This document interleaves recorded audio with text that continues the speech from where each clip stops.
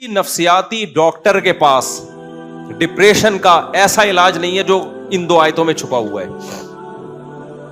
آج کل depression, stress بین الاقوامی بیماریاں بنی ہوئی ہیں، پتہ ہے آپ کو. اور میں بار بار کہتا ہوں نا، یورپ اور مغربی ملکوں میں اسٹریس اور ڈپریشن کی بیماری یہاں سے بھی زیادہ ہے. اور وہاں کے جو ڈپریشن کے مریض ہیں نا، وہ بہت ہی عجیب سے ہوتے ہیں، بہت ہی آؤٹ ہوتے ہیں. وہ پھندے لٹکا کے رکھے ہوئے ہوتے ہیں کہ کسی بھی وقت لٹک سکتا ہے. یہ اس طرح کے کیسز ہیں وہاں پہ. تو یہ دو آیتیں ایسی ہیں. نمبر 1، وَشَاوِرْهُمْ فِي الْأَمْرِ، کام جب کرنے کا ارادہ ہو تو کامیابی کے تمام اسباب اختیار کرو، جن میں ایک مشورہ بھی ہے. سمجھ رہے ہو؟ کامیابی کے تمام اسباب. اسی آیت کی تشریح میں ایک حدیث کو بھی میں لاحق کر دیتا ہوں. نبی صلی اللہ علیہ وسلم نے فرمایا، دع ما یریبک الی ما لا یریبک. ایک کام آپ کرنے جا رہے ہو لیکن اس میں رسک ہے، نقصان کا اندیشہ ہے، لیکن فائدے کا بھی بہت زیادہ چانس ہے، لیکن اس کا بھی خطرہ ہے کہ نقصان ہو سکتا ہے. دوسرا کام ہے جس میں فائدہ کم ہے لیکن نقصان کا چانس نہیں ہے. تو نبی صلی اللہ علیہ وسلم نے حکم دیا، وہ کام کر لو فائدہ کم ہو، نقصان کا چانس نہ ہو، اور اس کام کو چھوڑ دو جس میں تردد ہے کہ چھکا لگ گیا تو بہت. جیسے کچھ ایسے کاروبار ہوتے ہیں نا، لوگ کہتے ہیں ابے بھائی یہ تو ابھی دیکھنا ڈبل ہو جائیں گی قیمتیں. آپ کہتے ہو یار اس کا بھی تو چانس ہے کہ نہ ہو، پھر تو کوڑیوں کے دام بھی نہیں بکے گا. بھائی وہ کام کر لو جس میں فائدہ یقینی ہے، وہ کام چھوڑ دو جس میں تردد اور شک ہے کہ نقصان بھی ہو سکتا ہے. سمجھتے ہو کہ نہیں سمجھتے ہو؟ تو وشاورہم فی الامر کا مطلب کیا ہے؟ کامیابی کے جتنے بھی زمینی اسباب ہیں وہ پورے اختیار کرو. اس میں وظیفے نہیں ہیں، یہ ذہن میں رکھنا، جو گراؤنڈ ریئلٹی سے میچ کر رہے ہوں. مشورے کا مطلب کیا ہے؟ مشورہ جب لوگے نا تو اس کام کے پازیٹیو اور نیگیٹو تمام پہلو تمہارے سامنے آ جائیں گے. اس کے بعد تمہارے لیے فیصلہ کرنا آسان.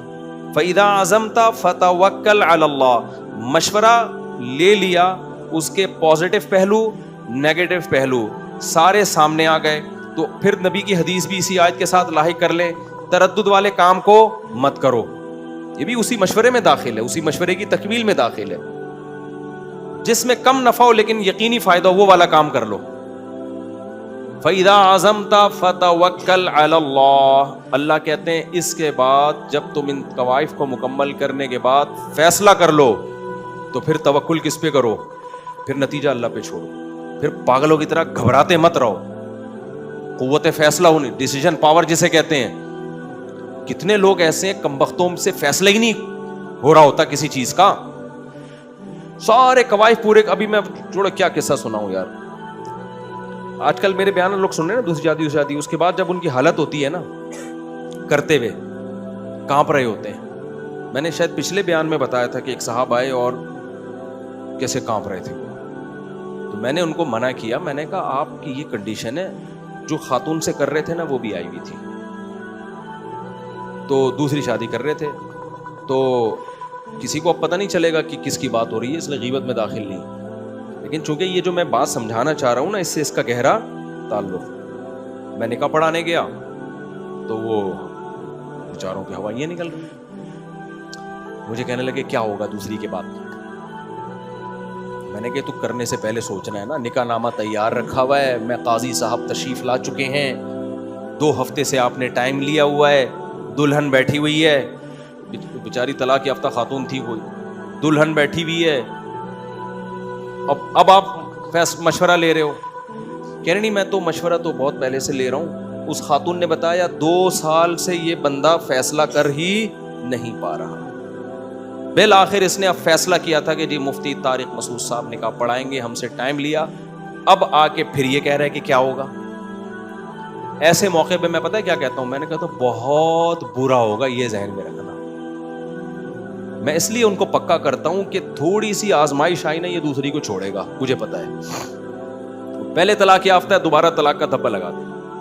ان کی بات نہیں کر رہا، نارملی بات کر رہا ہوں. تو میں ڈرا دیتا ہوں میں کبھی بھی دوسری عورت تو میں اپریشیٹ نہیں کرتا, میں یہ تو کہتا ہوں کام بہت اچھا کر رہے ہو, لیکن جب وہ پوچھتا ہے نا حالات کیا ہوں گے, میں بہت برے حالات ہوں گے بھائی, بہت برے ہوں گے, تیار رہو نا اس کے لیے, کیونکہ آپ اگر ذہنی طور پر ان حالات سے نمٹنے کے لیے تیار ہی نہیں ہو, آپ احمقوں کی جنت میں اگر ہو, میں اس کو بتاتا کہ جب تو کرے گا نا دوسری, تیری پہلی کو پتا چلے گا اتنا خوش ہوگی کہ میں بتا نہیں سکتا,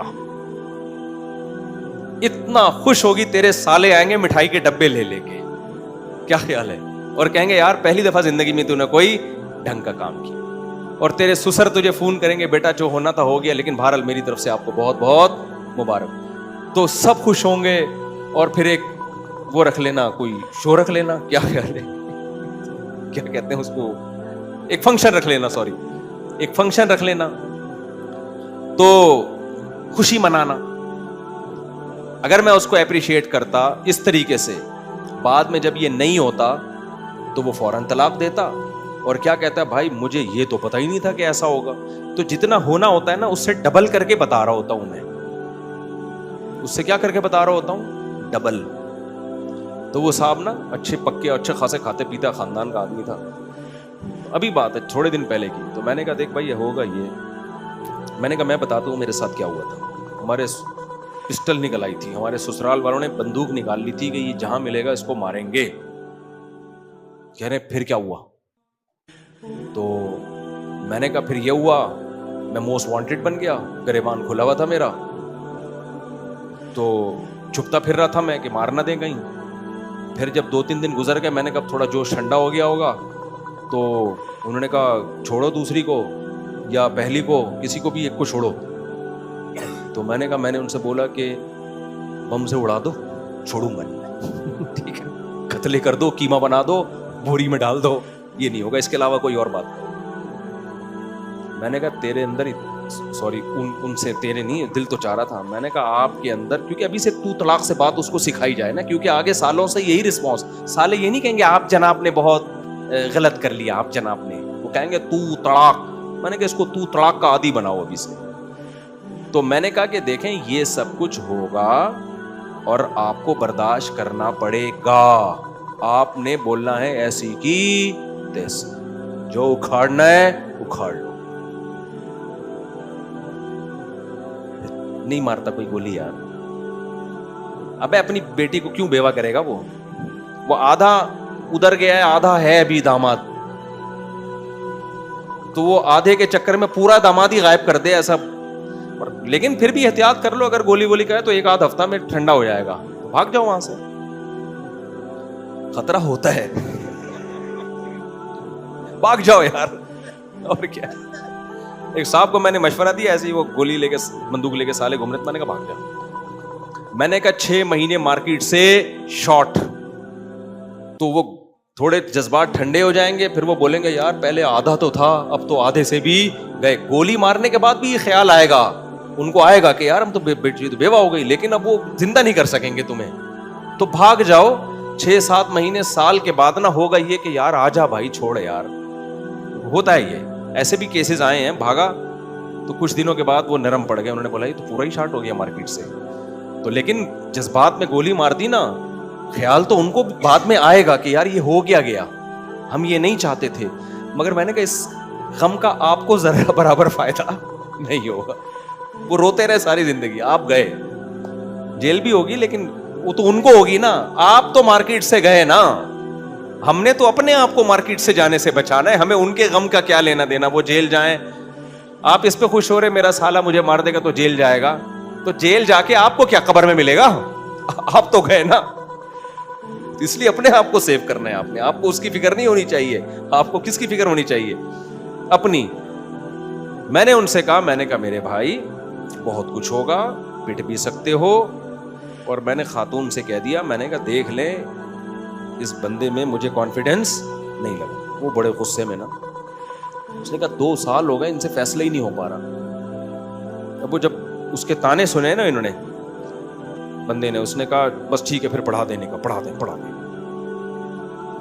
میں نے کہا چلو اب کہہ رہے پڑھا دو, اتنا عرصے سے 2 سال سے ڈر کھا رہا ہے. میں نے کہا یہ سب کچھ تیار ہو, کہہ رہے ہاں. کافی جھٹکے لگتے تھے نا اس, کہہ رہے ہاں. اچھا مجھے اتفاق سے کہیں واش روم جانا پڑ گیا, یہ اس کی قسمت اچھی تھی خاتون کی. میں نے کہا میں آتا ہوں, پھر میں نکاح پڑھاتا ہوں. میں جب فارغ ہوا تو ہمارے جو ولید ہے نا لڑکا, اس نے کہا مفتی صاحب وہ بہت گھبرا رہا ہے اور اس نکاح کو ٹرخا دیں آپ. میں نے پھر اس کو اکیلے میں بلایا چھپڑ میں, کیونکہ وہاں وہ دباؤ میں تھا, ہوتے ہوتے رہ جانے والی دلہن کے دباؤ میں تھا. میں نے اس کو بٹھایا, میں نے کہا دیکھ بھائی اگر ہمت نہیں ہے نا مت کرو.